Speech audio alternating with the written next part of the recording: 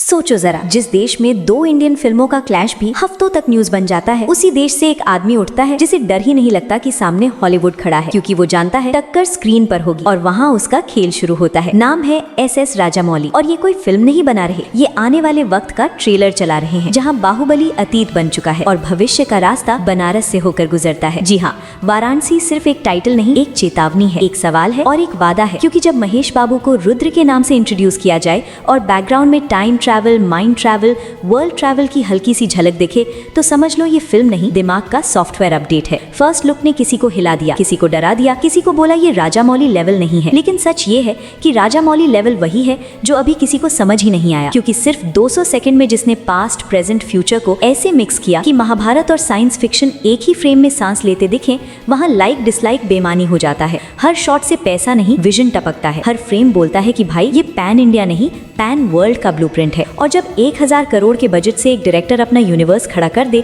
तो सवाल ये नहीं रहता कि फिल्म हिट होगी या नहीं, सवाल ये बन जाता है कि ये इंडस्ट्री को कहाँ छोड़कर जाएगी। वाराणसी के पोस्टर को देखो तो लगता है जैसे किसी हॉलीवुड स्टूडियो ने भारतीय आत्मा के साथ हाथ मिला लिया हो। बारीक डिटेलिंग, रंगों की गंभीरता और वो 2027 वाली वार्निंग, ऐसा लगता है जैसे दुनिया को पहले ही बता दिया गया हो कि गेम बदलने वाला है। और राजामौली सिर्फ फिल्म बनाना नहीं जानते, वो उसे बेचना जानते हैं, उसे ब्रांड बनाना जानते हैं। साल भर पहले इंट्रोडक्शन देना हो या लोगों से हाइप खड़ा करना हो, हर मूव में बिजनेस माइंड बोलता है, लेकिन दिल पूरी तरह सिनेमा में डूबा हुआ है। 7 अप्रैल 2027 सिर्फ एक रिलीज डेट नहीं, एक चैलेंज है। डे 1 500 करोड़ का सपना नहीं, ऐलान है गॉडजिला से भिड़ने का। मतलब सिर्फ बॉक्स ऑफिस नहीं, कल्चर क्लैश है, जहाँ दुनिया हमारी कहानी देखेगी, हमारे देवताओं, हमारे मिथक और हमारी साइंस को। और अंदर की खबर ये है कि टीजर के VFX पर लोगों का रिएक्शन राजामौली ने बहुत सीरियसली लिया, इसलिए अब फैसला हुआ है कि ज्यादा से ज्यादा रियल लोकेशंस होंगी, क्योंकि जब कहानी टाइम में आगे पीछे जाएगी और अलग अलग वर्ल्ड्स खुलेंगे तो सबसे बड़ा हथियार रियलिटी होगी। और यहीं से कहानी डरावनी हो जाती है, क्योंकि कैमरा वहां जाएगा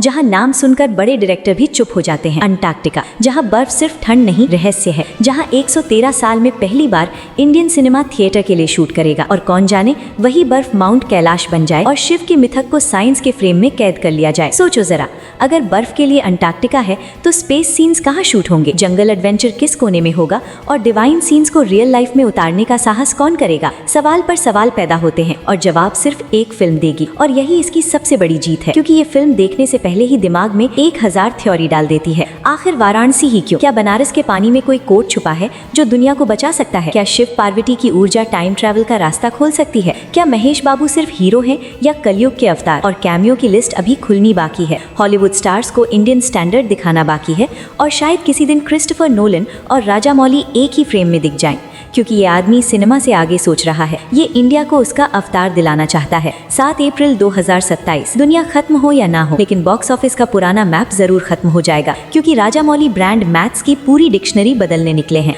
अब सवाल आखिरी और सबसे भारी है, इस फिल्म का क्रेडिट किसे मिलेगा? महेश बाबू की स्टार पावर को या उस डायरेक्टर को जिसके सामने स्टार भी किरदार बन जाता है? और जवाब शायद स्क्रीन पर मिलेगा, नहीं तो कॉमेंट्स में दे दो वाराणसी के पोस्टर का रिव्यू सिर्फ 3 शब्दों में, क्योंकि असली गेम तो अब शुरू हुआ है। टेक केयर, बाय हो जाओ।